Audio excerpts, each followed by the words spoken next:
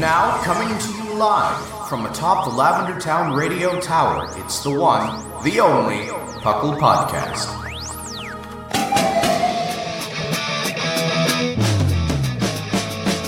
It's P.U.C.L! It's P.U.C.L! Pokemon Underground Champions League, oh yeah! P.U.C.L!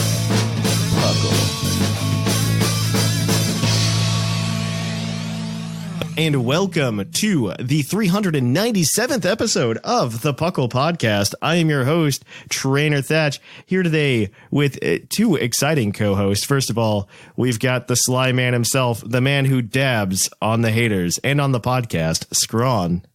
Yep, that's me. And I'm going to make this one an especially nice dab episode. And then we've got the most wonderful, the fluffiest Eldergloss. I mean, the fluffiest Whimsicott. Oh, just rub it in, won't you? Yeah, absolutely. What's even worse is out of the number of Pokemon that have been confirmed for Pokemon Sword and Shield returning, there are so many that are just overlapping with designs that have already been revealed for Gen 8 Pokemon, which I find really surprising. Not in the terms of Eldegoss and Whimsicott, but I mean, it's not out of character for them to even drop Mareep or Whimsicott into the game, because people would be worried that they're overlapping in style. Well, because spoilers for you, Whimsicott, there was a we'll talk about this later. There was a whipped cream Pokemon that was announced this week. Another one? Yes. And you know what's better is Swirlix has already been shown in the trailer. So Swirlix is in this game. Ooh. And it goes with this new Pokemon. The thing is, Whimsicott doesn't have one Galar Pokemon that tracks onto it. It has two already. So yeah, to an extent, but I think it's totally reasonable. I think nothing's off the table here. I also, after everything in Pokemon recently, think nothing's sacred. But we can see how that goes. All right. Hey, Whimsicott at least has the name going for it. Whimsicott sounds way better to say than Eldegoss. I 1000% agree with you. I 1000% agree. But welcome to the P.U.C.L Podcast, the show where we talk everything Pokemon. P.U.C.L, of course, standing for the Pokemon Underground Champions League, a nonsensical name I came up with in a basement in 2007. And we talk everything from the video game to the trading card game to even things like, I don't know, Pokemon Dash. That's a game that happened. Do we talk about that? That game that was the first game to feature Munchlax, right? Even before Gale of Darkness. No, it wasn't before Gale of Darkness, I don't think. I think it was. No, I don't think so.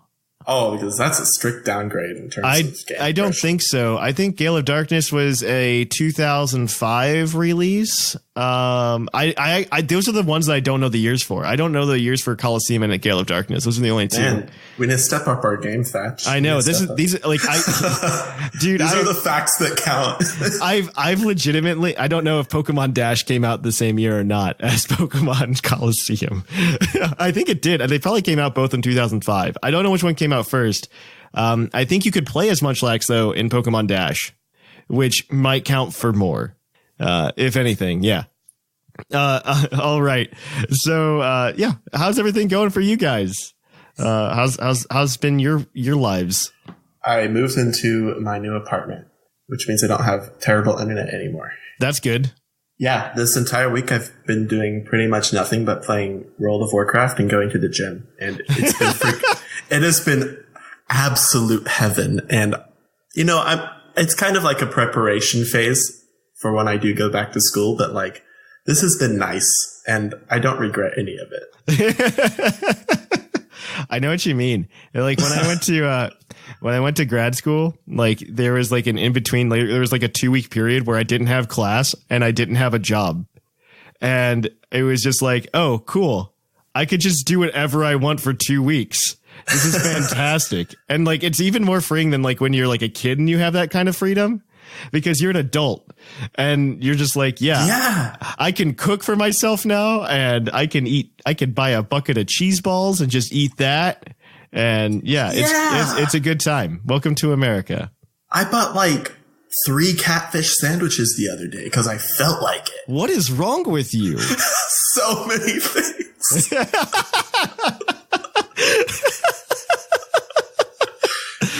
Oh, all right. What about you, Whimsicat? What have you been up to other than buying catfish sandwiches, apparently? What like an American dirty fish, by the way. Okay, but continue. Okay. Well, not buying cat. In fact, ever since I moved into my own place, I've been eating a lot less, which is like the opposite of you guys, but whatever. Mostly I've been working and planning my summer vacation, and that's pretty much it. Oh, well, that's boring. No catfish sandwiches, huh? No. I don't think that's like definitely an American thing. Catfish is amazing. Well, I mean, catfish are in a lot of parts of Asia and Europe. Like, they're everywhere. Oh, we have them. We just don't usually eat them. There's like better fish. Exactly. Like, they're edible. They are eaten, but I don't think, like, if I had to go out there today and try to find a place that sells catfish, I would have a really, really, really hard time finding one.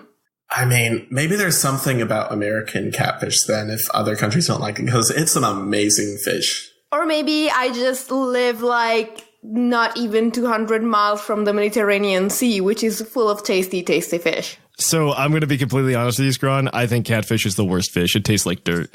But we'll continue. Oh, okay. I see how it is. I'll see myself out. I will continue though. So for myself, I've been doing a lot of stuff. I've been trying to get Patreon stuff out the door. That's been fun. And then I started doing perlers to help myself not be depressed. And then, that's a really bad way to put it. I shouldn't joke about that. And then I went ahead. But Thatch, yes. Are you making all of the non-legacy Pokemon in like grayscale perlers? So I did the Gen 2 sprite for Totodile. It is in color though. It is like a full Gen 2 Totodile sprite. That's really cool. Yeah, it actually came out pretty well. I was surprised. I'm waiting for that Trubbish Perler. Trubbish Perler? You went like a full-on Trubbish, like Gen 5 style sprite, or like you went just like the party sprite? Oh, Gen 5. Gen 5. I gotta hook up. Trubbish. I gotta get the Perler stream organized. I gotta get my desk all cleaned up. I've been too busy streaming the Nuzlocke though. That did not go well the other day. Oh yeah, like I was watching the ice area. We rebounded like pretty well in that Nuzlocke after we like went down to like 3 members of the team like right before Nimbasa Gym. Well, you have freaking Victini, right? Not anymore. You lost Victini? What? How do you lose Victini? Okay, so what happened was, this is really stupid. So like I was trying to grind. I was just trying to grind up for Clay's gym, the ground gym in Black. And I was just like, oh, we can go to the double battle area and we can level up faster. And so we went and we got into a wild double battle with 2 Herdier. And what happened was I wasn't paying attention to movesets as much as I usually do. And Herdier at that level gets Crunch. And what happened was both Herdier targeted Victini with Crunch. The first one hit it, and it was like, oh, this got the defense drop. It got the defense drop. That was the problem, because like it would have taken 2 crunches without the defense drop. And then it took the second crunch and it went down. We lost a lot of guys that day though. Like we lost Crocorock. It went down during the gym battle. Oh no. Yeah. It's so good in that. Oh my God. Yeah, it's sad. And then we walked out with 5 Mons because like we ended up losing Tortuga during the grind. Have you had like a staple of your Nuzlocke team that has been with you the whole time? Pig Knight. We still have Pig Knight.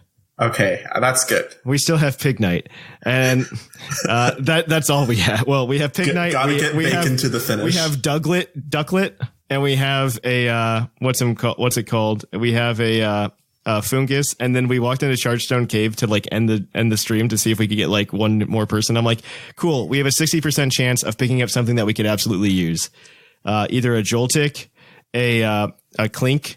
Or there's like a 2% chance you could pick up Dynamo, which would have sucked to an extent, but would have been really cool. Yeah, that's such a pain to level up. But like I would have just grinded. We could have just grinded Dynamo and we would have been happy. Yeah. And unfortunately, we walk in there and we get Pharaoh Seed, which has like awful synergy. So like we have nothing like going into Skyla. We have absolutely nothing. We're gonna have the roughest time with Skyla. Like I think we might be able to get something out of the Pharaoh Seed. but that's about like we're gonna have to like over level Pharaoh Seed. That's the problem. The thing is, we do get one more route before we get one more route, and we get one more route, and then we get Celestial Tower, and that's what we'll get. And so there's a 20% chance to grab a Zebstrika over there, and if we play in the winter in black, we'll end up picking up there's like a 30% chance for Cubchoo. Or like Cryogonal or something. Well, no. So Cryogonal is in Twist Mountain, and we can't get to Twist Mountain before Skyla. And even then, Cryogonal's got like a 1% chance encounter. Winter isn't for like almost 3 weeks. Okay, so like let's not talk about real problems, because we'll just we can just set the clock to whatever adjust we today. want. Yeah, Okay, I see what you mean. I'm a little awful. It's fine. we can adjust that date to whatever we want it to be on the 3DS, and I'm going to do that because it removes the chance for Tranquil, and I absolutely don't want Tranquil. I just don't want Tranquil. I guess some people might be against it, but when your current claim to fame and your current choice is we have Pignite, you need help. Yeah, we have Pignite, Ducklet, Fungus, not Amoongus, Fungus.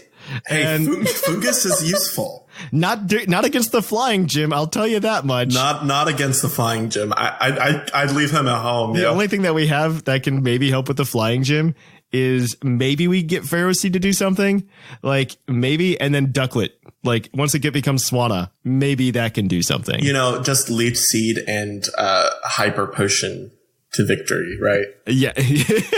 Like that's our only hope is like that we can get Pharaoh Seed to pull out something, because Pharaoh Seed doesn't evolve until level 40 because this is Gen 5. Like this is Gen 5. Everything evolves at higher levels. Everything evolves at stupid. Like Ducklet, still a Ducklet, is level 31. Like it's a Ducklet at level 31. It evolves at 35, thankfully. So like we're almost there. But man, does that suck. I'm kind of hoping we pick up Cubchoo. That's what I'm hoping for. Are you letting yourself catch like stationary Pokemon, so like Volcarona and stuff? It's pretty much whatever the chat decides. Like I kind of but we can't get to Volcarona until the post game in black. Oh, what about the fossil Pokemon then? We did that. He died. Oh yeah, Tortuga. Yeah, we had Tortuga. He's out. Oh, that's so sad. Yeah, he died. Unfortunately, we replaced him with Ducklet. Yeah, it's not a good. We're not in a good place right now. We're not in a good place. We're working on it. Oh, so if you want to come and check out that Nuzlocke, come and watch that on stream. You streamed yesterday. Right? Two days ago. So what I've been doing is Wednesdays I do viewer battles on Sun and Moon, and then I do the Nuzlocke on Thursdays. And then I'll also like stream randomly over the weekends if I have time. And things allow for it, just because I'm really addicted to this Nuzlocke and I really like doing it. So it's a fun time. I like doing it. And like the energy in the chat is much different than the viewer battles. So I really enjoy it. Yeah. I want to see your graveyard when it's all over. Oh, dude, it's almost a full box. It's pretty bad. No. It's like half a box right now. Like, no joke. It's like half a box. Like there's two Whimsicott, or not two. There's two Cottonies in there, two Sandiles. You killed me twice then? Yeah, I did. It was really bad. It was, you got crit, by something stupid. You're a horrible person. It's always like a series of crits and they all happen like sequentially, like all at once. That was the problem, because what happened was I was, so like with Krokorok was in like a favorable position to like beat the Excadrill for Clay. And then I forgot that Hone's Claw also boosts accuracy, so my plan to just mud slap it into submission wasn't a good one. And so like I almost got it. I almost knocked out the Excadrill, and then he was like Hyper Potion, and I'm like, I forgot that trainers used to do this, and you forgot the AI used to have an I in its name for something. Yeah. I was just like, wow, I forgot that they used to do this. And what was even worse, so we had Vanillite still at the end of that battle. But I totally forgot there was a mandatory like rival battle afterwards with Bianca. So like I went and healed, and then we went out of town, and Vanillite was going to win. Vanillite was about to seal the deal, because Vanillite came in on Servine, and because I was just like, oh, we can XP grind, and I did like some minor like showdown calcs to make sure that it wouldn't die. And I was just like, cool, it won't die. And Icy Wind's the Servine, and I'm like, sweet, that must mean that Vanillite will be faster now, and we can click Icy Wind with no worries. Yeah, no. It's the Servine. The Servine outsped the Vanillite and then crit it. And that was the only reason it died was because of the crit. Oof. It was sad. It was sad. Still, you killed me twice. Me. Yeah, I'm sorry. Let's hope I'm you offended. can make it through. But yeah, that's enough about Thatch's Nuzlocke adventures. Let's go talk about the news. So let's cue that epic music.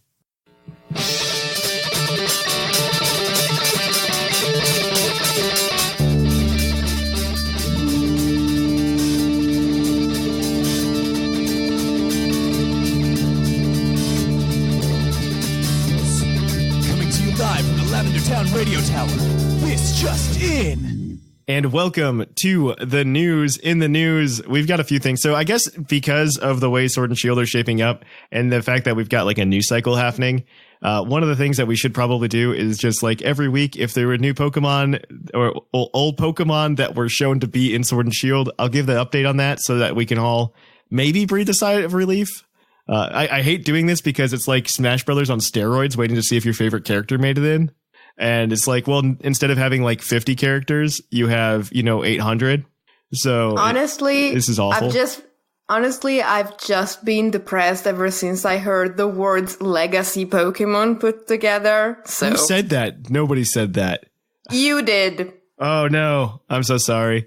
Okay, but so there was a recent trailer dropped by Nintendo of America that didn't really show anything new, except the fact that Lapras made it in, Mawile made it in, the Ferrothorn line made it in, and the Toxapex line made it in. So I think that brings like the total number up to like 190. Why? Why? Ferrothorn and Toxapex? Because someone loves Seth Vilo, apparently. So like we can throw the balance argument out the window now. I'm like 1000% sure. The one thing that I think would be cool, like from a competitive standpoint, is maybe we get a nerf on Regenerator. That would be good. I would be perfectly fine. Like the only thing that's missing is like Tangela makes it in. Make it like 20% instead or something. 20% instead of 33. Like I think that would be a good nerf. I think that would change Regenerator enough. I'm just throwing things out there. I'm not the Pokemon company, obviously, because I wouldn't try to do this. All right, moving on. Ooh, the shade. The shade's just going to be there for the next like 4 or 5 months, however long it takes, right? We'll make it through this, everybody. We'll make it. The other thing is they announced the name for the newest attack for that Steel type competition they were having a few months ago, back in May, I believe it was. They announced that there is a new attack that does 50%. It's essentially Blacephalon's signature move, Mind Blown, but Steel type. 50% recoil, Steel type, 150 base power. And so in Japan, it's called it doesn't translate well. So it's either translates as exhaustive beam or do or die resistance. So nobody really knows. The name is based on a pun on two different Japanese phrases. So we don't know what it's going to be. We don't know what it's going to be called in the US yet. It's interesting. They showed some screenshots of it happening. I mean, it looks like a Pokemon attack. I don't get hyped for that kind of stuff. So maybe somebody else will, though. Pokemon World Championships registration is also open now for DC. So you can go ahead and pay $10 to be a spectator, and you get 2 booster packs, just like we did it over at the national championships or the international championships. And if you want to compete, if you want to compete in the last chance qualifier for Pokken, it's $30 and you get 6 booster packs. Go do it, because you'll probably make it in anyway, because that's all the people that'll sign up for Pokken. And that's some shade at the Pokken scene. But yeah, if you want to go to Pokemon Worlds, that's taking place on, I believe, the 16th to the 18th of August. You can go ahead and go over to DC, go purchase those right now. Those are live. I have seen the spectator badges for those run out before, unlike the international championships. So I would say go do it sooner rather than later if you plan to spectate. If they have extras, you're going to be needing to wake up at 4 a.m. to be in line for them. Yeah, it's. I think they're handling it better, though, this year. We'll see. The latest Funko Pop Pikachu figure is out. And it's adorable as always. It's got Pikachu drinking a slushie on a Psyduck boogie board. So I'm into all these Funko Pop figures, to be fair. I like all of them. They've just done like a really good job with that. And I mean, that's the bulk of the news, I think, here. Oh, wait, there is one thing that I think is far bigger, and we should probably talk about it. First of all, this past week, they changed 5-star raid bosses in Pokemon Go to Armored Mewtwo until, I believe, the end of the month. I think like the 29th or something, like the 31st of July. So exactly. And here I thought we could get through a news segment without mentioning Pokemon Go. I had to mention that part because, like, that's kind of cool. I'm kind of into it. I think just for like a collection aspect, which I'm really into the catching them all in Pokemon. Hint, hint, Game Freak. And we can, but I'll go ahead and probably go out and try to catch one of these for myself because it's just cool. It's cool artwork. I wish it was the old Armor Mewtwo and not the one from the new Evolutions movie, but I'll take what I can get because they're really just trying to, this is for the promotion of the movie that just released in Japan. And the bigger news that I did want to talk about that I think is really interesting just from a video game standpoint, because obviously I run a Pokemon podcast, so I also kind of dabble in just like video game news, video game history, stuff like that. And Nintendo just announced the Nintendo Switch Lite launching on the 20th of September. So that's really soon. That's like 2 months away. And it is a $200 Nintendo Switch. I'm so unsurprised by this announcement because it's the same year Pokemon's coming out, and they've just done this consistently with Pokemon releases where they go, hey, we're going to launch a new version of our system. And Pokemon's going to be on it. Right. And in like a year, we'll see an enhanced version. Yeah. I don't know if we'll see an enhanced version per se. We will. I don't think that so, honestly, just because the install base is really good with the Switch as it is right now, and I don't think they want to like add features. I think if they do anything, and hear me out on this, what you do to make a Switch Pro instead of making a whole new Switch console, what you do is you go ahead and you build a dock with a GPU built into it, and that way you can have external GPU power going to the Switch, and you can pump up the resolution. Boom. Interesting. Fixed your problem. I think that's better than a new Switch, right? I mean, it'd probably be better for customers, but like, I think Nintendo would want to sell more systems to sell more games. So for in the part of not just like a system from a video game standpoint, if you want to keep your marketing consistent for the Switch, which I think they've done a much better job for the Switch than something like the Wii U per se, and especially the 3DS with all of their model names and stuff. I think what they do is they want to keep it separate. They also have this issue of size with the docks and everything that they kind of have to maintain, as well as the Joy-Con size. So like if you make a new, more powerful Switch on the outside, it's not going to look any different than the old Switch. And I think that creates a lot of marketing problems.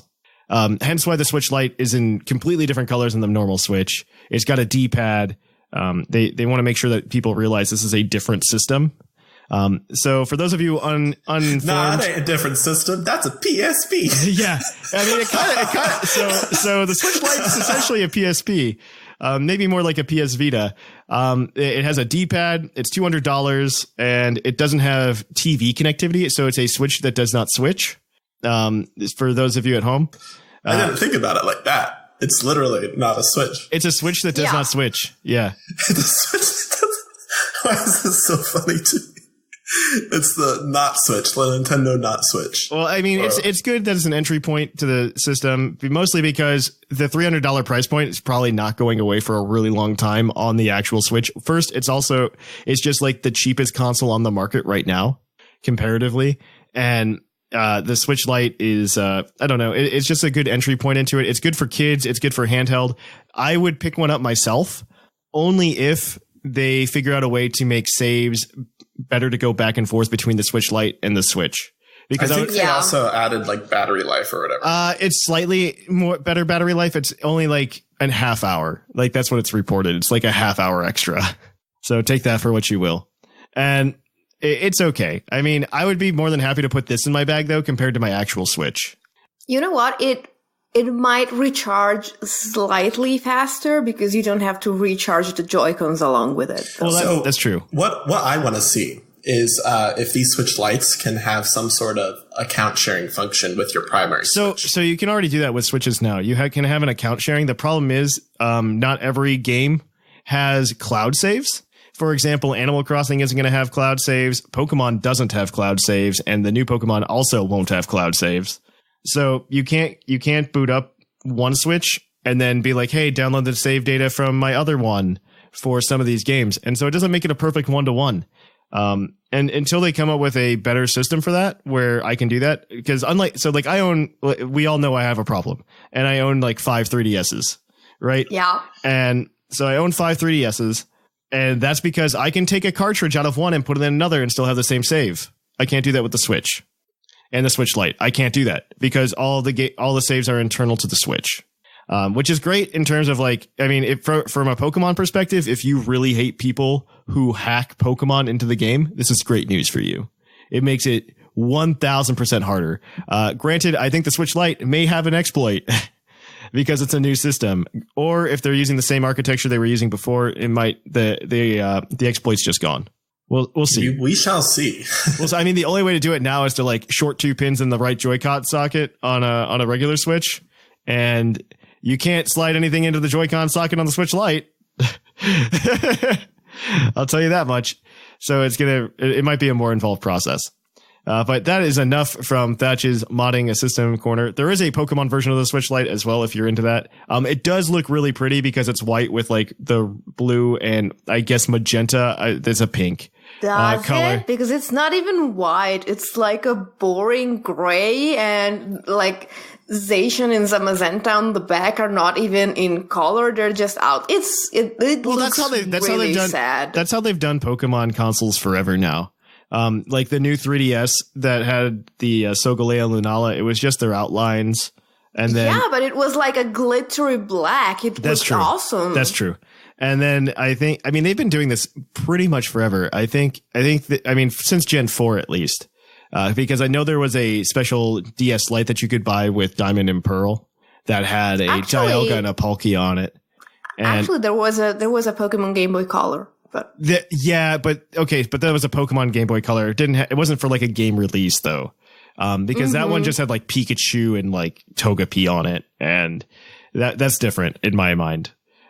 We did get like a couple Game Boy Advances, but it was also like a really weird limited distribution for both of those.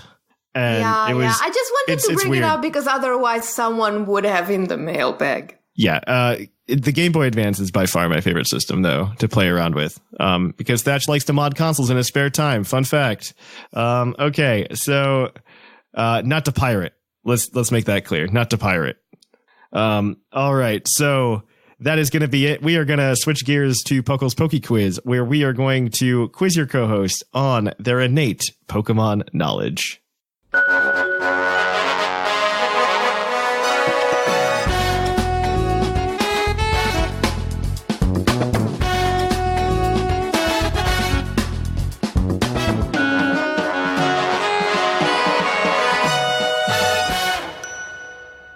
And welcome to Puckle's Poke Quiz, the part of the show where we quiz your co-host on their insane Pokemon knowledge. As always, you guys got to use what's in your head, so no internet, no anything. You can only use yourselves to help answer these questions. You guys are going to get 5 Pokemon-themed trivia questions, each worth 1 point, except for that one that's not. It's worth more than 1. And then you have a hint that you can use as a lifeline throughout the whole thing. And you can cash that in if you get all the questions correct for an extra point, for a possible total of 7 points today. You are, of course, going up against your fellow co-host in a race to 30 points to see who can get $20 of TeePublic credit from the Puckle store. If you're ready, this, as always, is brought to you by AnimeGravy.com, your one-stop shop for all this cool anime art. These guys are fantastic. I love those guys. They are amazing. They are amazing. Sweet. And I get to see them in a month at MitsuriCon. Didn't they buy us donuts at PuckleCon or something? They did bring donuts to PuckleCon. They went to Bill's Donuts, which is actually just down like the road from where I live. I was just like very surprised that they brought it because it's like in Dayton. You know what sounds really good right now? Cutting a donut in half, putting in like an egg thing in it, and bacon. They do that with bagels. Oh. But let's get to these questions, Scrawn, and not talk about breakfast food. Oh, I wish you guys could see my face. So, if you guys are ready, we have questions all from the Discord server, actually. All these questions. Thatch had to come up with none of these. Zilch, nada. And I think they're all decent. Good job, Discord. Good job. So you can also submit your trivia over the trivia channel on our Discord server. These guys can't read it. Only I can. First question. What baby Pokemon requires the pure incense to be bred? Pure incense. Oh. First thing that comes to mind is, oh man, isn't it like Happiny? It might be Happiny. It might be Badu. No, that's the rose incense. Okay, then it's probably a Hapini. Pure. It could be. No, it's not Togepi. Togepi doesn't need incense. No, it doesn't. What Munchlax needs incense, but it needs the lax incense. What about Igglybuff? Igglybuff. Does that even need an incense? I don't think those were introduced. No, till it Gen 3. doesn't. The Gen 2 ones don't need any incense. Okay, so Pure incense. I mean, what are the baby Pokemon added in Gen 3 and 4? We have Wynot. that's the lax incense. I Oh, believe. the lax incense again. Okay. Or something like Badu, which is the rose incense, the sea incense for Mantike or stuff like that, wave incense. So yeah, it might be Hapini. Yeah, I think it is Happy. yeah, let's go with that. We'll go with that, Vetch. Happini is unfortunately incorrect. What? The answer is Chingling. Oh my goodness! yeah. Oh no! Chingling requires the pure incense. I forget what Happini needs. I'm not gonna lie, I don't remember. Oh, I feel so bad. Okay. All right, next question. What type has the least number of status moves attributed to that type? By status moves, you mean stuff that changes? Not stats physical or and stuff as well? special. Okay, so not attacking moves. Yes. Well, Fairy has few moves, but it also has few attacks. Dragon has Dragon Dance. That's all I'm thinking about. Oh, Dragon is a really good one because it doesn't have a lot of moves, but most of them are attacks. Yeah. I think you might be right. It sounds very much right. Do you want to go with that? Do you want to use the hint since we can't cash it in anymore? No, I think Dragon's probably a fairer. I trust you. Oh, okay, please don't. I don't want to disappoint. Okay, let's Dragon, I guess. Dragon is correct. The only status move for Dragon type is Dragon Dance. Nice. The rest of them are attacks. Oh. Yeah, crazy, right? Yeah. Question number 3 is, as always, your Pokedex question. It's going to be a Pokedex entry, and you have to tell me who that Pokemon is from the Pokedex entry. It's Pokemon X entry reads, compressing the energy from its internal core lets it fire off an attack capable of blowing away a mountain. Who's that Pokemon? First thing that comes to mind is Gigalith. That's what I'm thinking. Because it says internal core. Oh. I don't know many Pokemon with internal cores, per se. Well, I can maybe think of a couple, but I would personally want to use the hint on this one unless you want to keep it for the bonus question. Yeah, no, that's fair. Let's use the hint. That's a good idea. It's a Gen 5 Rock-type Pokemon. Oh my god. Okay, well, okay, fair. All right, Gigalith. Gigalith is correct. You already had it, so I don't know how I'm supposed to hint to you something else. You had it. You save us the trouble of thinking it might be something else. There you go. Because you guys missed a question, I'll give you a chance for redemption here as well. So you have a chance for up to 3 points on this question. Because right now you are 2 for 3. Let's see if you get a chance for redemption. This one's actually not terrible. I'm a fan of this question. I think it's got one answer that you might not know off the top of your head. In the anime, Ash has caught a number of bug-type Pokemon on this journey. 3, to be exact. This is including their full line. It's Pokemon by their personality, not Pokemon species. Let's be clear. Okay. So he's caught 3 unique bug-type Pokemon. What are they? Butterfree? Obviously Butterfree. 1 point for each, obviously. Heracross. He's technically caught 4 then, but yeah, give me 3. I forgot Heracross. Okay. So I'm thinking Gen 3 real quick. I don't think there was any in Gen 3. I'm sorry that you have to do all the work yourself, but Butterfree was It's cool. I stopped watching the anime 20 years ago. It's okay. Name bug Pokemon in Gen 4. Name bug Pokemon in Gen 4. Yeah. Kricketune. Didn't he have a Scolipede or something? Or I thought he had a Leavanny, or one of those. He had a Scolipede or Leavanny. I want to say that both of those were in the anime, but did they belong to Ash? Yeah, it's not Scolipede. It might have been Leavanny. No, maybe not. Didn't, Cylon or whatever his name is have Leavanny? Oh, wait, no. He totally had Vivillon. Oh, I think he did. okay then. Didn't... Maybe not. This is hard. Gonna need an answer here, guys. Okay, what about Gen 7? Did he catch any bug Pokemon in Gen 7? What are bug Doesn't he have, Pokemon? I don't know, like a Grabbing? Charge a bug or no? I What's don't the think. pre-evolution of Golisopod? Wimpod. Wimpod. Does he have a Wimpod? I don't know. I don't think so. No. Okay, so... Let's do Vivillon, Heracross, Butterfree. Okay. That is correct with the Butterfree and Heracross, so you'll get 2 points. He did not catch a Vivillon. What were the others? So he did have a Leavanny in Gen 5. He did. He caught Swaddle and got it all the way to Leavanny. But he also briefly had caught a Beedrill during the Gold Silver arc, but he ended up giving it away. So he did have 4. Fun fact. The Heracross was not included in the question, but that was a good find. So you guys are 4 for 4 right now. Let's make it a solid 5 with the base stat question as always. This week I want to know what Dark-type Pokemon has the lowest base defense stat of all Dark-type Pokemon. The first thing that comes to mind is Weavile, Whimsicott. Sneasel, you mean? Or Sneasel, yeah. It does come to mind, but... Inkay, Zorua. Inkay's not, like, that terrible, I don't think. Dark-type Pokemon that just don't have defense. Litten? Wait, Litten's a fire type, not a dark. Let's see. Okay. The Dark-type Ultra Beast is I know it's all in HP, but I don't think it can be Guzzlord. Like, it's not that lopsided. Yeah. There are no baby Dark-type Pokemon, right? What I'm thinking of are, like, Inkay, Zorua, stuff like that. Absol is, like, decent. It's not Absol. It's not. It's not the lowest, I don't think. So for now, it's between, Inkay and... I'd probably just go with... It's not going to be Sneasel, because it was originally just a one-liner. Yeah, that's right. Gotta be a Pokemon that was designed to have, like, 3 stages or something. So maybe, like, Sandile? Oh, that's not a bad one. Because it probably started lower. I mean, it's really the best we got at this point. There aren't too many dark types, so... And most of them are, like... Oh! I know! It's Carvana! Oh, okay. I'll believe you. I'd say it's Carvana. Like, that's the best guess that I've got. Is Carvana already dark type? Yes. Okay, then it's Carvana. Let's go with Carvana, Thatch.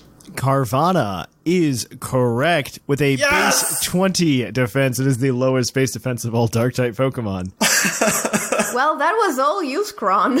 Next highest is Houndour, or next lowest is Houndour with base 30. You can thank me trying to reset to catch Carvana in Pokemon Coliseum because it kept fainting after any attack. All right, that is gonna be it for this edition of Puckle's Poke Quiz. You guys got 5 points today, so that does move the standings around a little bit. We will see how that goes. Actually, wow, you guys are like both not that high, but everybody's close. Everybody's close to everybody. Everyone's been signing up for episodes. So yeah, like it's really nice. I'm not on as much as before.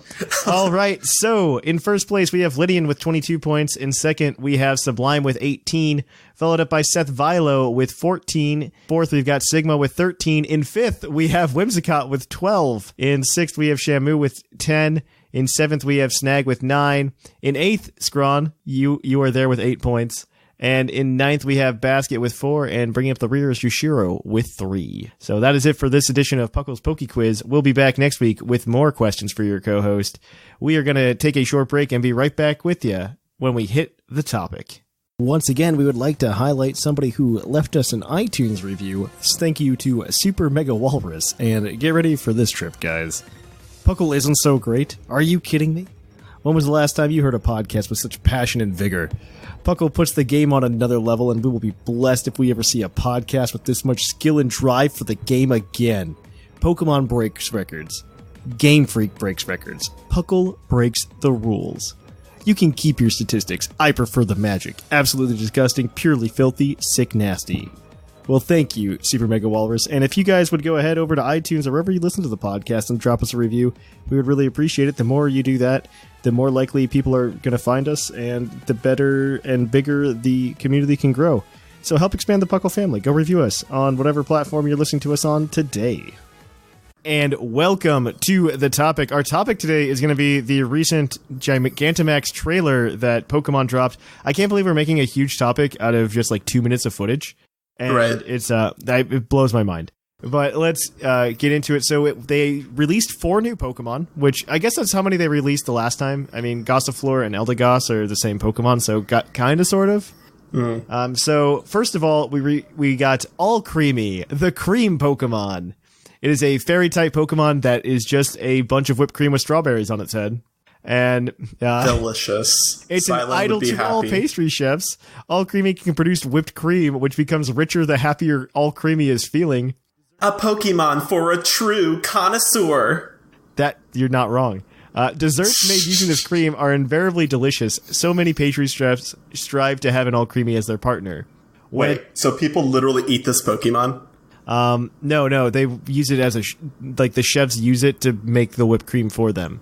Yes, so they take cream off of its head. I don't know. It makes whipped cream somehow. I don't know how to explain it to you, Scott. Okay, this is kind of terrifying. Yes, very, very terrifying. Its only ability revealed so far is Sweet Veil. And when attacked by an opponent, Alcremie will throw sweet-scented cream to distract them or temporarily blind them, giving itself time to escape. The cream it uses for this purpose has an incredibly powerful soothing effect, and any opponent that tries to eat the cream will rapidly lose the will to battle. Oh my god. What? How did they think this was a good idea? Yeah. Oh my god, that could be twisted in so many ways. Okay, no. so let's put it in perspective. If I could immediately think of about 18 ways this is a bad idea, I do not want to know what the internet is doing with it. Rule 34 with Alcremie. Let me tell you. All right, moving on. The next Pokemon that was officially revealed, which hasn't been seen anywhere else before, obviously, is Yamper, the the puppy Pokemon. It's a Corgi. It's an electric type, and it's got the ability Ball Fetch, which is completely useless. It goes and it grabs the first Pokeball that was thrown that might have not successfully captured the Pokemon. Oh my god, I love it. I mean, it's a cute ability. Let's be completely honest. Is there an animation for it? I don't know. I mean, there's not a lot of other animations in this, but let's read its description. Yamper has a tendency to be drawn to things that are moving quickly. It can chase after people and Pokemon, or even go charging at vehicles. Yamper has an organ on its body that generates electricity, and this organ is activated when Yamper runs around. Yamper can't store the electricity it generates, so it's often seen running around with electric sparks crackling around it. The art for it's actually pretty cute. That's adorable. Yeah, it's Yamper. We saw it in the demo already, and it's a Corgi. They got an electric Corgi. I'd like to see if he has any evolutions, though. Almost certainly. I hope it's kind of like a Lillipup situation to an extent, and we get something really cool out of it. So the next one that I'm actually super hyped for is named Roly-Coly, the coal Pokemon. He's a rock type, and he has 2 abilities, Heat Proof, but also a new one called Steam Engine, which is actually really interesting. Steam Engine is a new ability that gives a speed boost when it's hit with a fire or water type move during battle. So it's a really good counter to fire types. That speed boost has also been confirmed to be a +3 speed boost. What is its typing? Oh my god. A +3. Yeah, not a +2, not a +1, a +3. Roly-Coly, for those of you who haven't seen it before, like Whimsicott, it looks like a pile of rocks with a wheel underneath it, and it rolls around on the one wheel like a little unicycle. It's very cute. I hope it is, because the way you're describing it is like a weird cross between a pile of rocks and the creepy monkeys from Wizard of Oz. It's very cool. It is very cool. Its red eye can illuminate dark areas, while it uses the lump of coal attached to its body like a wheel to move through coal mines and caves. It seems to be able to travel smoothly, even over rough terrain. Until about 100 years ago, every household in Galar region had a Roly-Coly.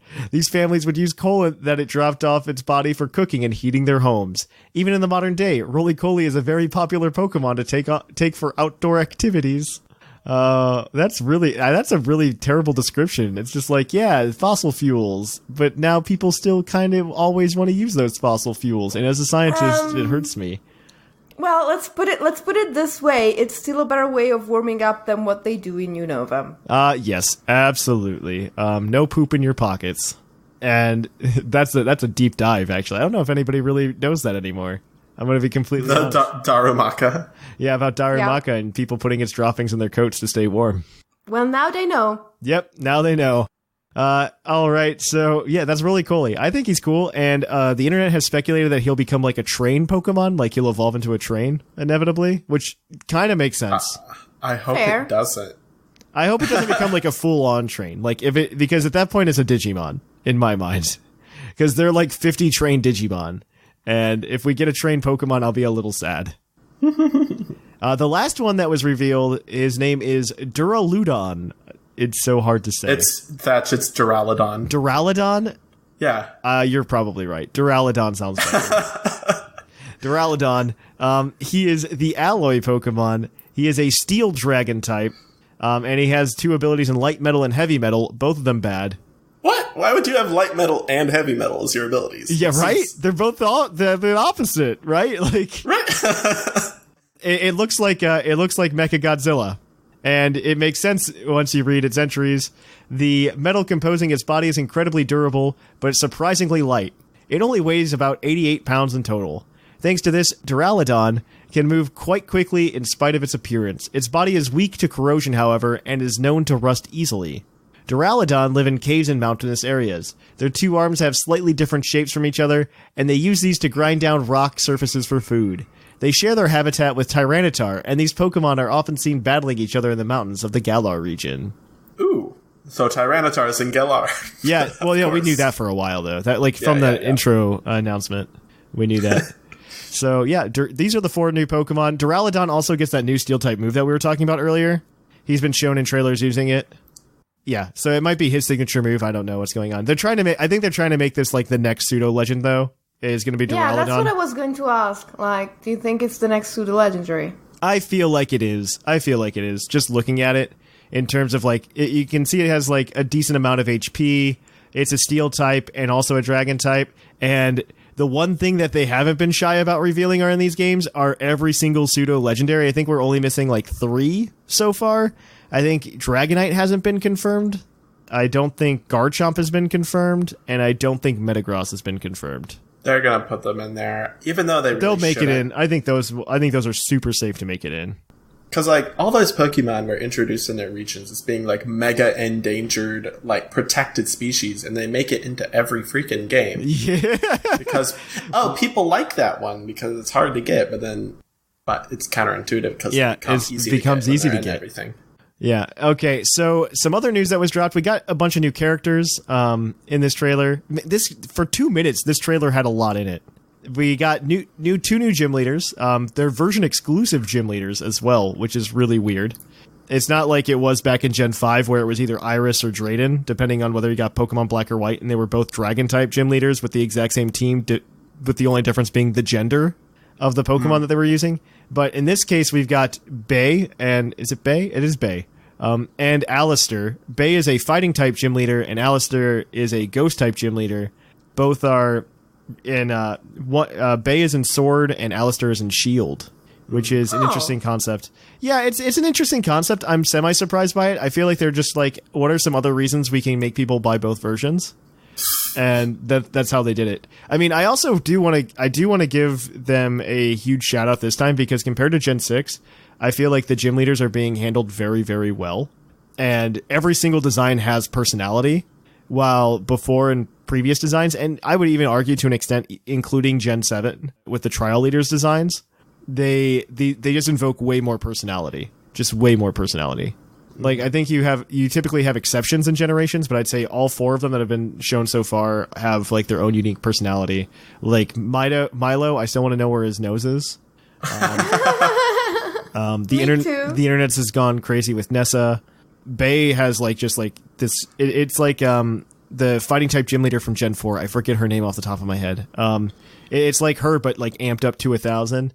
And then Little sidetrack. When I was doing the Pokemon demo at Nationals, my Nintendo. Maylene? What? Maylene, that's right. You're right. Mm-hmm. How do I know something from Gen 4 that you don't remember? What happened today? I'm really bad at gym leader names. I'm going to be completely honest. Maylene's the fighting gym leader in Gen like 4. they've been trying to be better about characters in Pokemon. You can tell that especially in Gen 7. And this time they're doing compared to then, they didn't do a very good job revealing the characters along the way.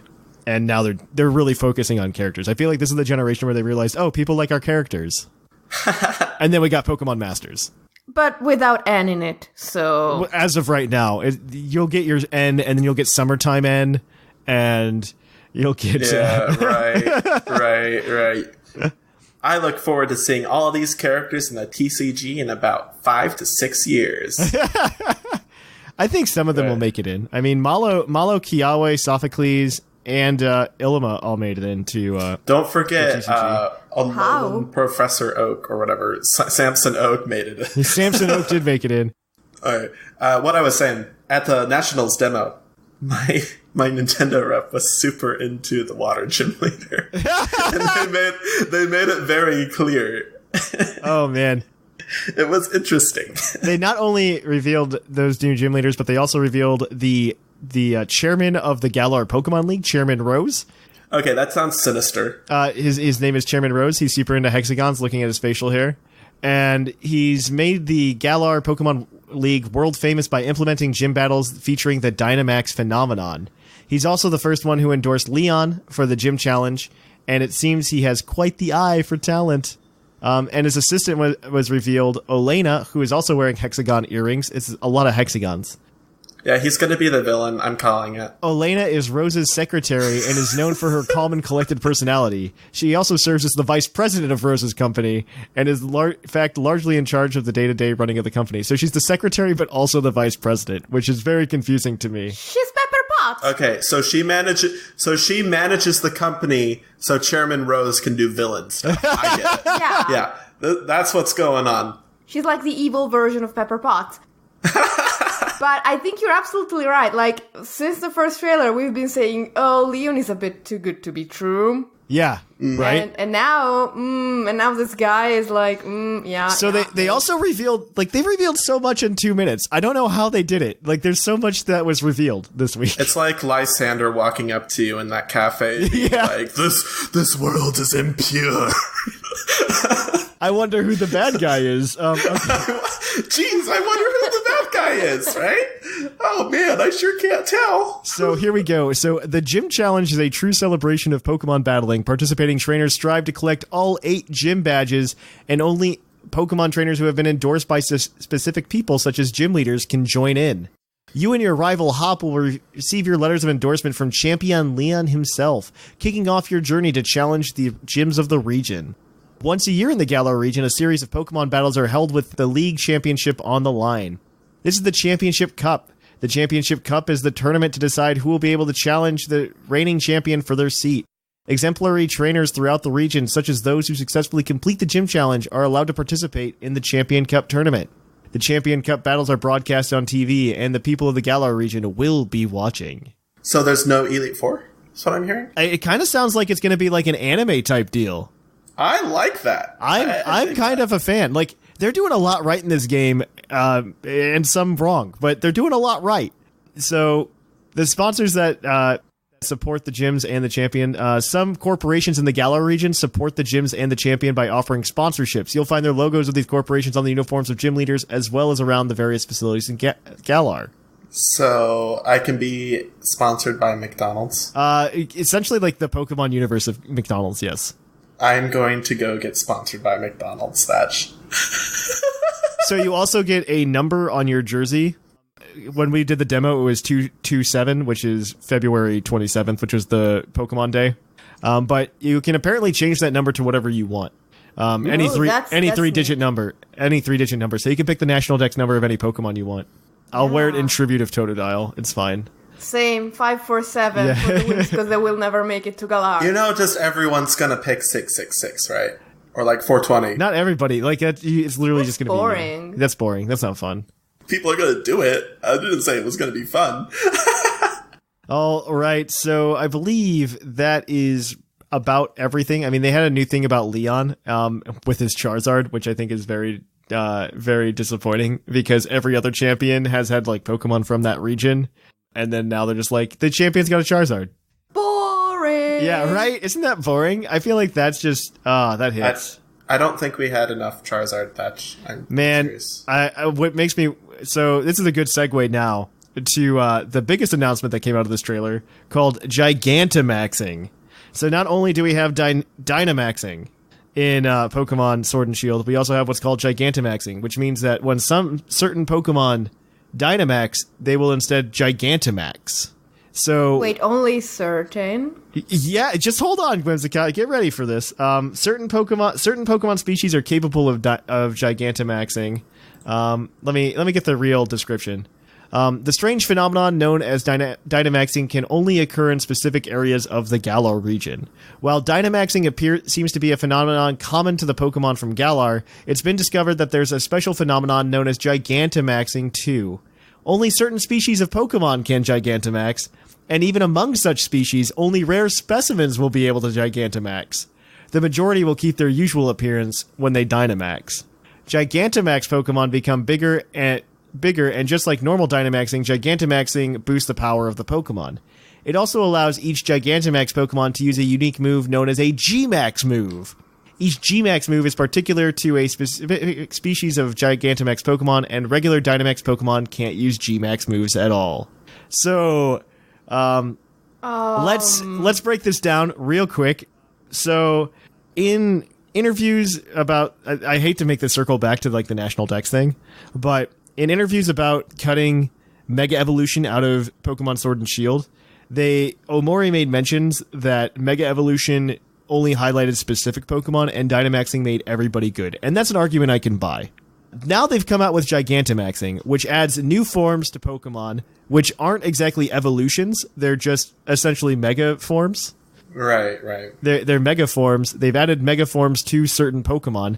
They're mega big forms. Yeah, they're giant forms. Like, I think, so there are 3 Pokemon that have been announced to have it right now. Dreadnaught's one of them, Corviknight, and Alcremie. Alcremie just turns into a giant cake, which is apparently 100 feet tall. That's honestly the best part of that trailer, to be honest. Yeah. And so I have so many problems. So, like, I'm okay with accepting the fact, like, hey, we want to make every Pokemon good, so we made Dynamax, but then they came out with Gigantamax, which just blows that away. That doesn't make sense anymore. Everything can Dynamax, but not everything can Gigantamax. And then on top of that, they said that the only way to get certain Gigantamax Pokemon is to encounter them in raid battles. So you can catch a Dreadnought in the wild that will only Dynamax. You have to go to a raid battle with the Dreadnought to hopefully maybe catch the Gigantamax version of the Dreadnought. Is it like an ability thing or what? So when you're looking at the screen in the demo for Pokemon, there's a Dynamax level that's present in the status screen of the Pokemon. And I'm wondering if that has something to do with it. But a level implies something that can grow on the same specimen. So I don't know if this has anything to do with that. I think there's more depth to Dynamax that needs to be explained, because I originally thought Dynamax was a really cool feature because it added a lot of strategy and stuff like that. And Gigantamaxing, I think, just blows us out of the water. For example, we know Dreadnaught's G-Max move. It's a water type move that does damage, but not only does it do that, get ready for this. You want me to blow your socks off, competitive players? It also sets Stealth Rock. What? Yeah. What? Yeah. It's a water type move that does damage, but also sets Stealth Rock. Oh. But we cut the decks for balance. We cut the decks for balance, and we got rid of Mega Evolutions because it only highlighted a few Pokemon. If you want to talk about Pokemon that are going to be hacked into the game now, looking right here, Gigantamax Pokemon, which are species that are just rare. It also makes me wonder if Gigantamax will be something that you can also breed down as well. Huh. But I'm going to be completely honest with them removing the national dex. I don't feel too hopeful about breeding, whether it's present or can be done well. Like, I don't know if Ditto's going to be there. We haven't seen Ditto yet, and that worries me. I'm assuming Ditto's going to be there. Hitmontop is in a trailer. And you can't get Tyrogue from a Hitmontop without a Ditto. Mm. So I'm hoping Ditto makes it. I feel like it's a given, and I feel like it's just not one of those Pokemon that sells games, so you don't just like throw it in your trailers. So I feel like we're not going to know if Ditto made it until November. And that's I have a 4-month-long apprehension. Do we know how many Pokemon are making it? Nope. Anyway? Nope. That makes this even worse. They need like a little bit of transparency, like just a little bit. They can put some transparency in, that would be great.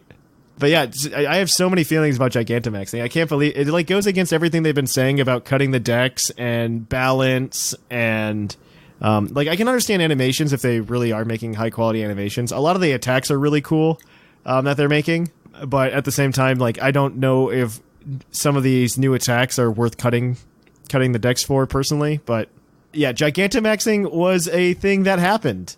Yes. And everyone is wondering why. Yeah, it's like if you could have already had a mechanic that made Pokemon take on a different form and increase their power. I want to know the person who proposed this at like a conference table meeting. It was like, guys, let's just make them big. Well, it's not even that. It's like it like circled back to Mega Evolution with Gigantamaxing. Exactly. It's circled back to it. This is Gigantamaxing is literally 3-turn Mega Evolution. That's all it is. Plus Z-moves. They took both Z-moves and Mega Evolution and squished them together.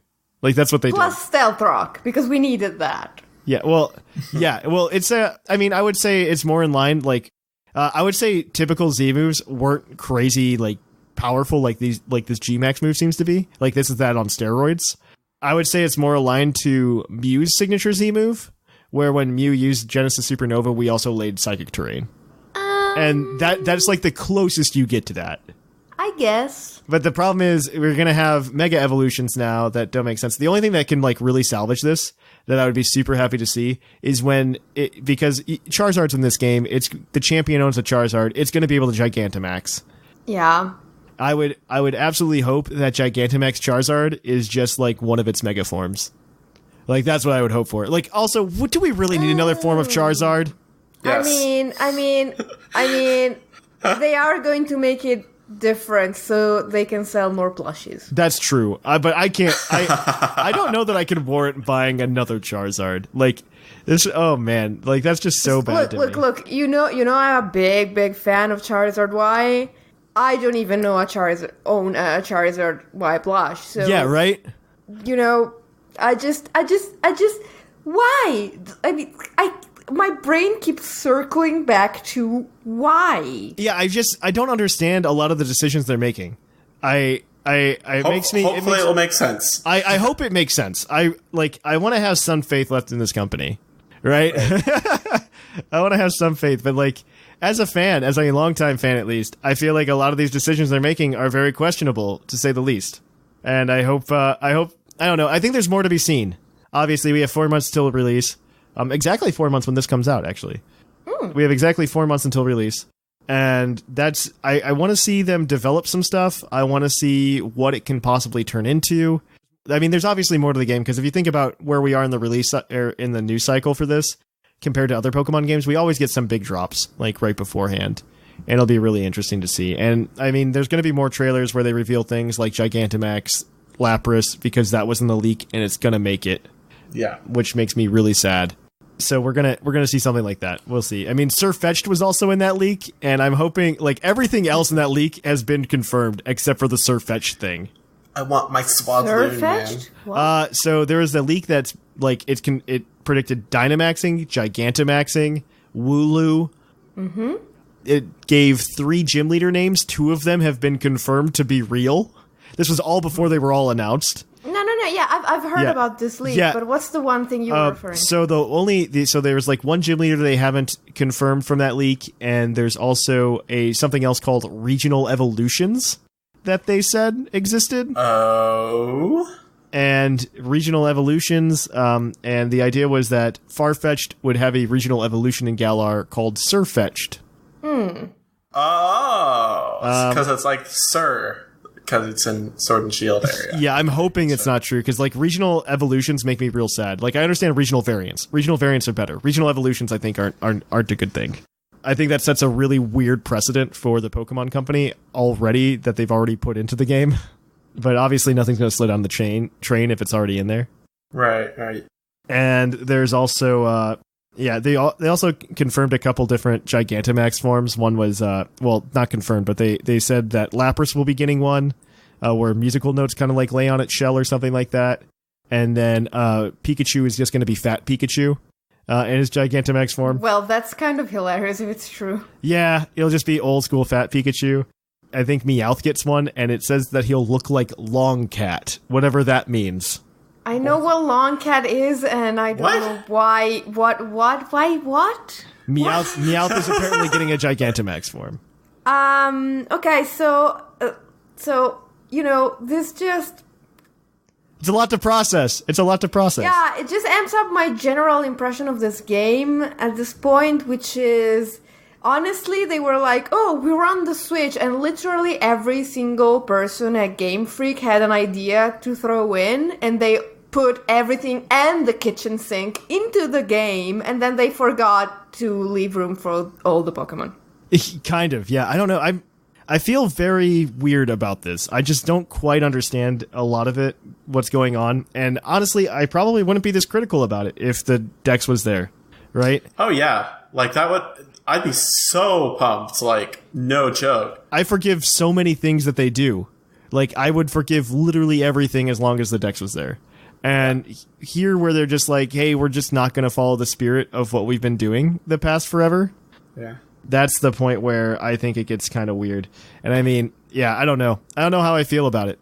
Yeah, same. I mean, it's like, it's so weird to see so many things thrown in and then to have something so fundamental taken away. It just doesn't seem coherent. It doesn't. No, there's not like a coherent message at all. Exactly. The message is weird. They are giving conflicting inputs. It's weird. I think hopefully this all gets cleared up before release. I think the one thing that I'm looking forward to is probably somewhere around September, October, we might find out something more about Pokemon Home. That's similarly where we found out more about Pokemon Bank. When that was first announced, it was like September before X and Y launched in October. So I'm hoping we get something like that for Pokemon Sword and Shield. We'll get a direct where they sit down and they talk about Home. And maybe that clears some stuff up. Maybe Home will be a better hub than something like My Pokemon Ranch, because that's my worry. Because they say that you will play games with them, and I'm hoping it's more than My Pokemon Ranch. If it is, it might clear things up. It might fix things for me. I don't know. Honestly, like, the thing that would fix it for me would be a battle system, but at this point they are putting so much stuff into Sword and Shield that it makes me think they wouldn't do that, because the battles you would have in Home would be lacking so much stuff from Sword and Shield that just, I don't see that anymore. I'm kind of okay with, like, having like, the new mechanics. Let us choose exclusive to the game. Yeah, I think, something like that. I don't know. We'll see how it goes. I'm not super hopeful. Also, like, something in Bank, you can't have items either, which is also going to make things more difficult, right? Hey, we've been a little bit negative, so I just want to remind everybody that there's going to be 100-foot tall cake Pokemon in the game. I feel like that's really what matters right now. That's what counts. That's what counts. We got Gigantamax Alcremie. You be quiet, Whimsicott. It's gonna be glorious. Slurpuff's in this game, so. I mean, it's just. Well, you've heard it for the first time, so like I know for you, it's like it took me probably a good hour or so to just like grasp what was going on. Just because unlike typical release cycles, I'm not super like worried about their motivations and what they're trying to do and worrying about what message they're trying to send. I usually just try to have fun. And this time it's definitely like, it's a different set of glasses I'm viewing it from. It's definitely more critical. Oh yeah. No. Everything does sound like fun. It just seems like a slightly more empty kind of fun than yes, it's been so far. I agree with that. And that, I feel like I'll just end it there so we don't keep going around in circles. But that's what's been going on in Pokemon lately, guys. That's the news. That's our thoughts on it. We're going to take a short break, and we'll be right back at you with the Pokemon of the episode. We will catch you on the flip-flop. Hey, everyone. If you want to help support the show, a great way to do so is by going to the Puckle Tea Public Store and buying one of the many designs. PuckleCon's coming up, so make sure you grab your PuckleCon t-shirt. If not, you could get some love at this with the Team Snore shirt, so you can get ready for Pokemon Sleep by wearing this awesome Snorlax design. It's actually really cute. That would be really good on a pillow, actually, now that I think about it. There's also Slowbro Surfing Company, which I think is also an amazing design. You can just go there, buy anything. I think the Prepare for Trouble Tournament logo is fantastic as well. So if you could just go over there, support the show, grab yourself a t-shirt, a tapestry, a tote bag. Tote bags are weird, but something that you can get logos on. Unfortunately, we don't have the phone cases because it doesn't look good. but you can do that tote, pillow, tapestry notebook, so you can take your notes on it for school for those summer classes you're taking, or wear a tank top so that you can, be cool in the summertime. But yeah, there you guys go. Go check out the Puckle Tea Public Store. Help us out. All the money goes to helping the podcast and just getting us to do cool stuff. So, without further ado, we are going to switch things over to the Pokemon of the episode.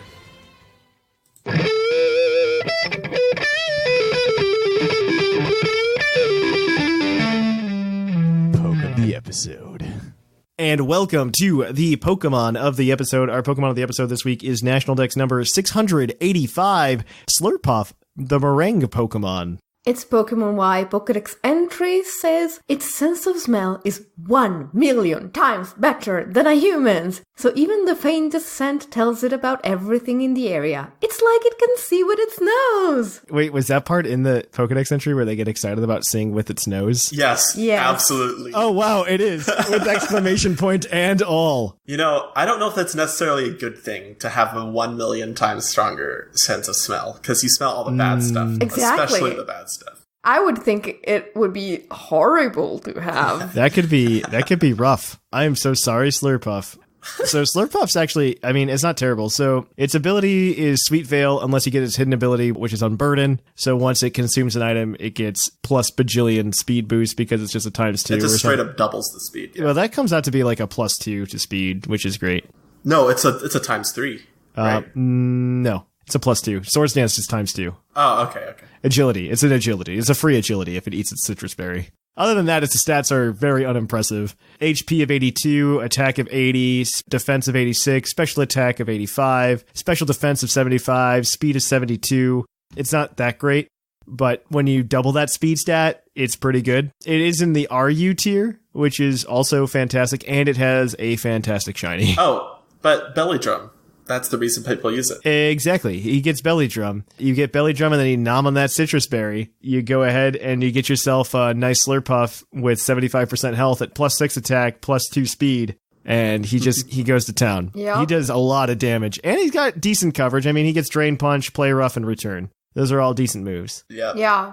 Although, fun fact, a bulky Mega Mawile after the Intimidate can take the +5 Drain Punch and KO it back with Iron Head. Okay, but we're in RU, so there is no Mega Mawile. No.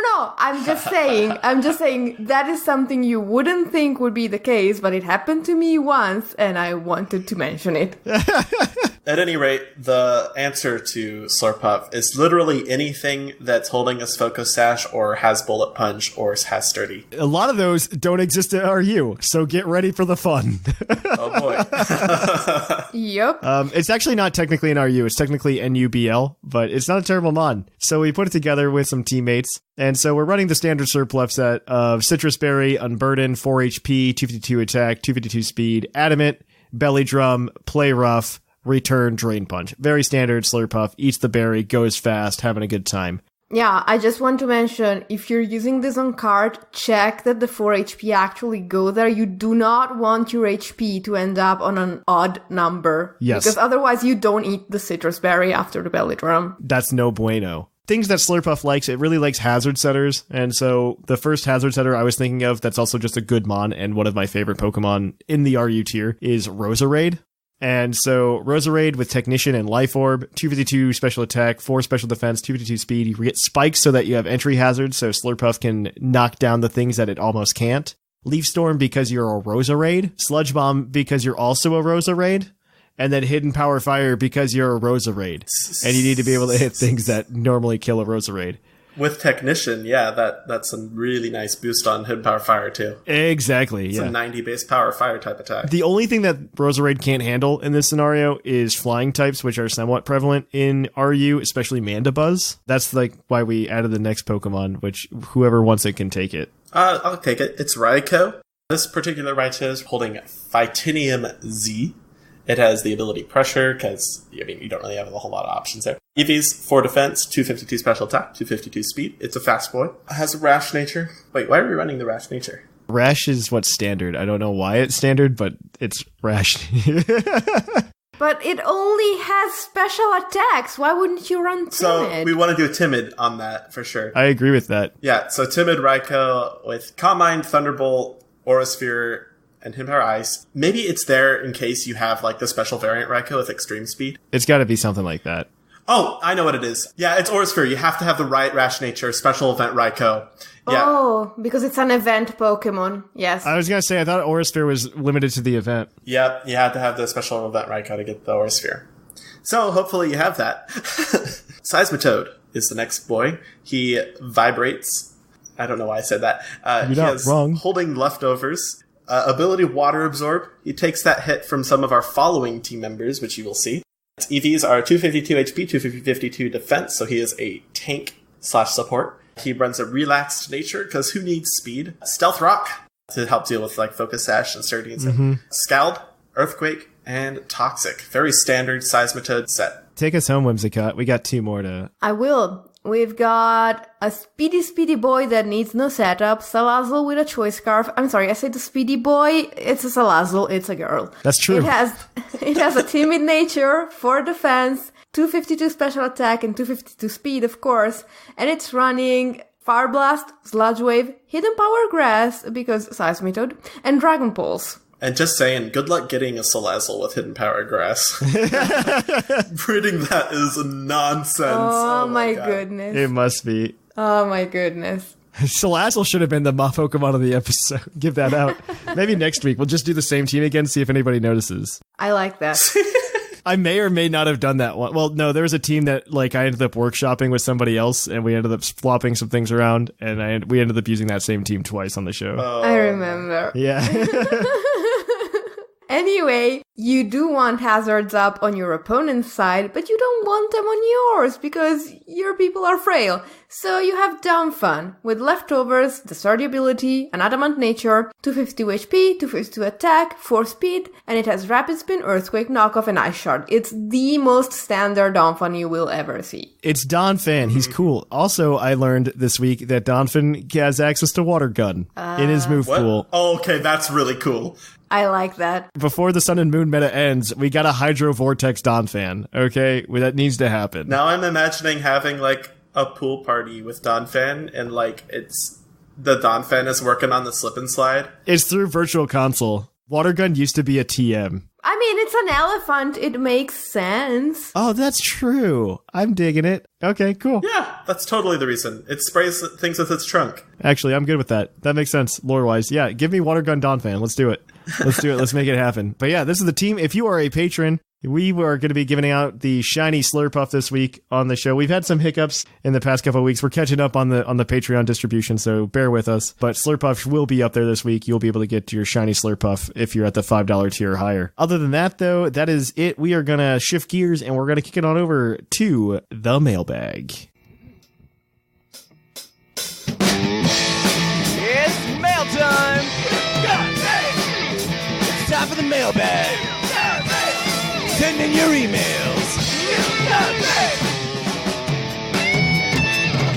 And welcome to the mailbag. The mailbag, as always, is brought to you by the energy drink Green Toros, the energy drink that gives you hooves. Hooves? And as always, we'll give out the Green Taurus badge if we remember.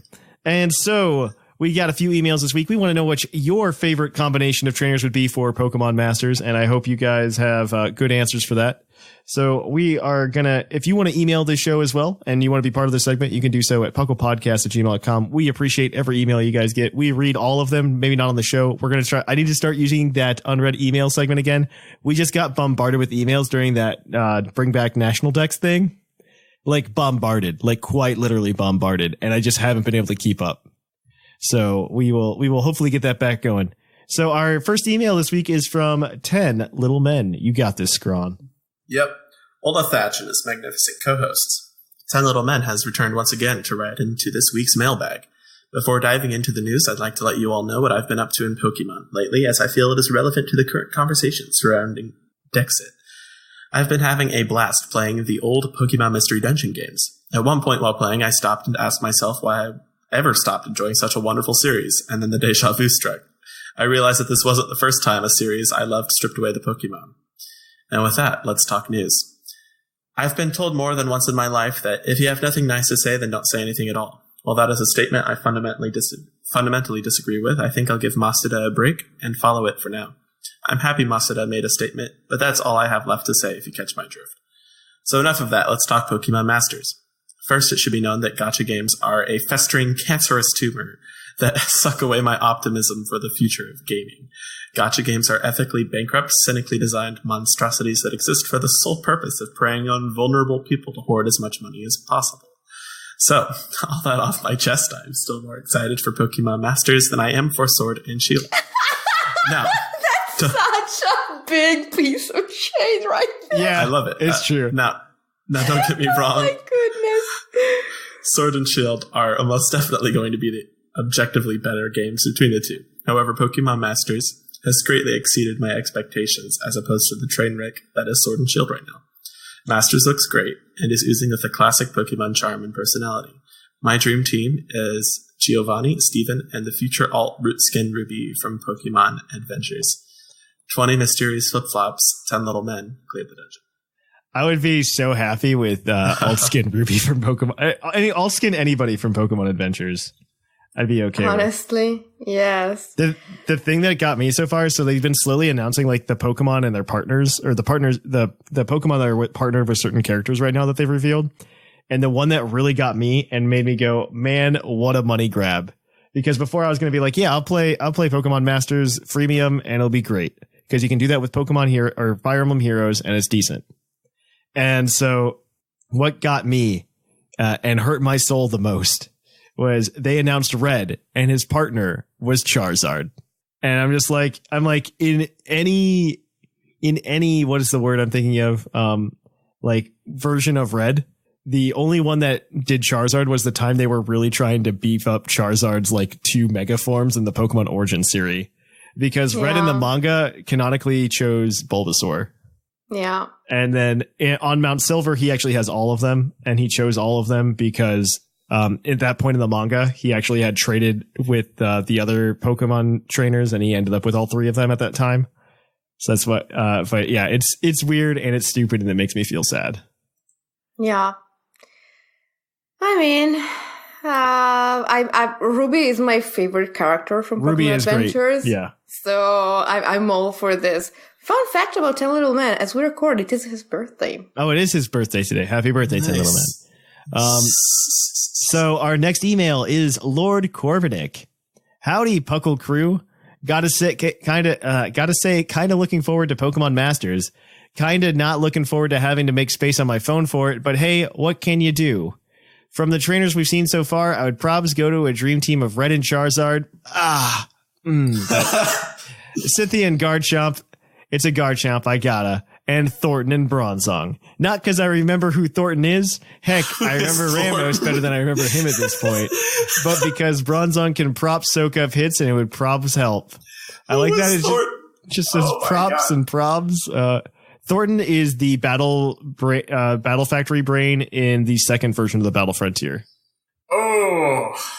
Oh boy. Anyway, hope y'all are having a great day. Can't wait for Thatch's next Black Nuzlocke. It happened already, man. It happens every Thursday and probably later today. I don't know. It's either going to be IKEA or Black Nuzlocke. I haven't decided. And so that is it from Lord Corvinick. How about Black Nuzlocke at IKEA? I can't do that. It's just not possible to stream it. I'm sorry. I'm not becoming a live streamer either. I refuse to become like just follow me around streamer. Unless we do like a 12-hour stream again, maybe I'd consider it like, oh, Thatch is going to go get tacos. Thatch live stream cringe compilation. Yeah, that already exists. If you watch this Wednesday stream, that already exists. It's okay. Just go up to people and challenge them to Pokemon battles and they punch you. All right. So this next email is going to be from Shira. All right. She writes, hello, fellow Pokemon fans. And hi, Ryan. Hi, Ryan. It's been a while and work has been I forgot to say crazy. Hi to Ryan today. Hi, Ryan. It's fine. It's fine. Shira remembered he's actually in Japan right now. Oh. Yeah, he's in Japan. He'll be back by the time this is out. But yeah, he's in Japan. He's been constantly texting me pictures of Pokemon centers that he's going to. I bet. But continue. Okay, I'm sorry. I'm sorry yeah, for the sorry. Ryan side note. It's been a while and work has been pretty crazy. After the whole National Dexit debacle, the joy for the new game vanished for a bit. But now, after seeing the latest trailer with Gigantamaxing, something sparked, and I tried to focus on the positive aspects of the game, of which there are many. Raids will be so fun, the wild area, and I really hope a better design option for the avatars via customization. Of course, there's also the whole potato bit joke. Yeah. Yeah. Potatoes. The potato thing feels kind of bad. I'm not gonna lie. We should get Aussie and British Gen to tell us how offended they are by that. I don't know if they're the people that would be offended because they're from the UK. They're not from Ireland, Northern Ireland, or the Republic of Ireland. Okay, so I'm really liking a lot of the new Pokemon. Not Impidimp, of course. Oh yeah, sister. It really doesn't look like a Pokemon, but more of a back cartoon from another series like the Smurfs. You're not wrong. I've said this before, but it's like the mascot for a campy 70s anime. Yeah.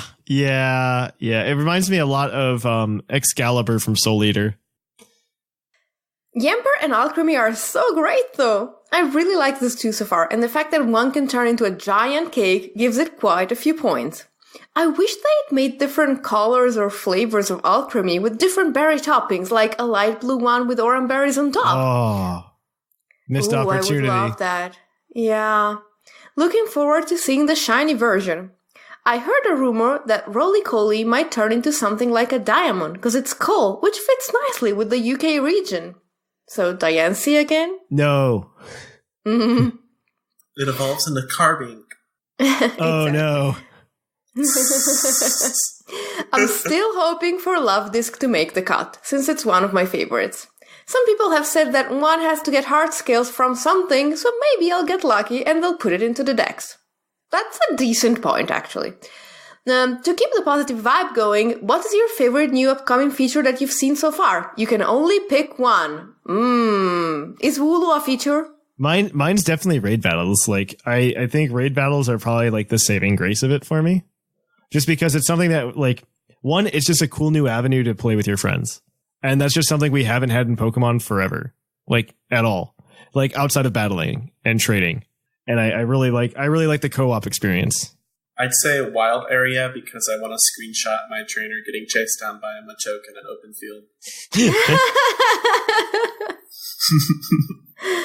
I think my question stands. Does Wooloo count as a feature? Because if it does, that's my answer. Anyway, on a side note, just for fun, Thatch has been saying for a while that P.U.C.L is the first point on the Google search engine, in favor of the People Union for Civil Liberties. However, it is not the case when using Ecosia. What's Ecosia? Well, exactly, that's my point. I mean, are you going to use Alta Vista next? Like, Bing? Whatever. Have a great time, you all, and keep up the fantastic work, which I look forward to every week. Well, thank you. Love, Shira. Wonderful. Okay, and that is it for the emails. If you guys want to email us next week, you can email us at pucklepodcast@gmail.com and let us know what you think of Gigantamaxing. Do you like it? Do you hate it? How do you feel about it being certain Pokemon of a certain species?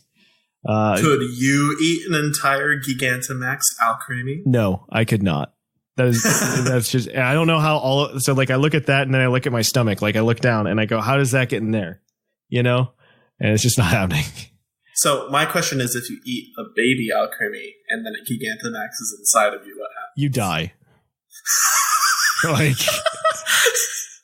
I mean, if the Alcremie doesn't die, why are we talking about this? This is terrible. All right, continuing. So if you want to do that, you can go ahead. You could go ahead and email us at pucklepodcast.com and let us know what your thoughts are on Gigantamaxing.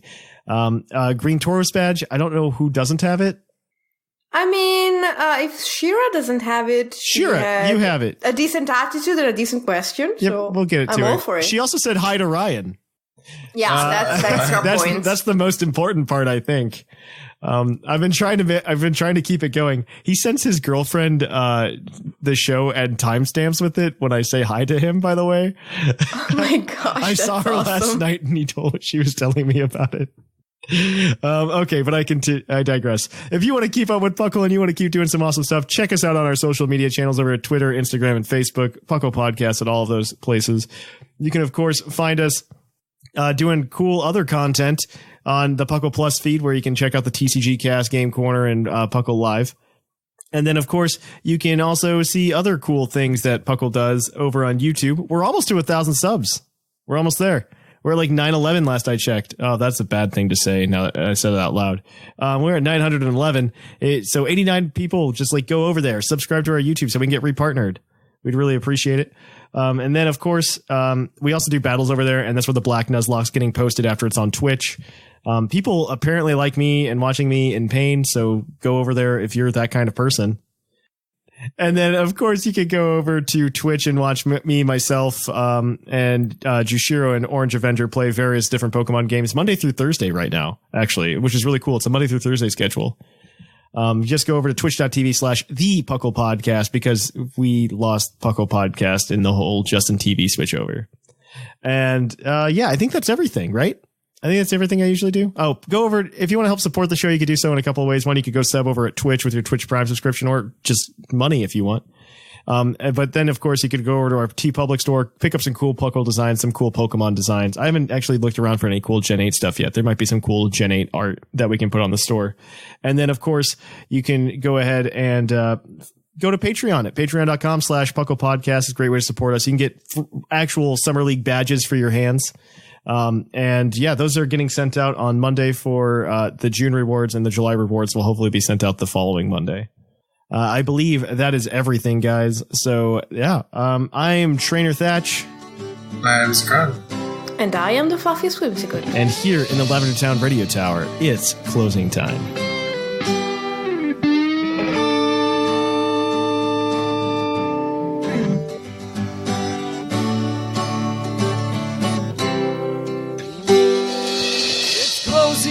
Time in Lavender Town. Time to say our goodbyes. It's closing time. Farewell, my friends.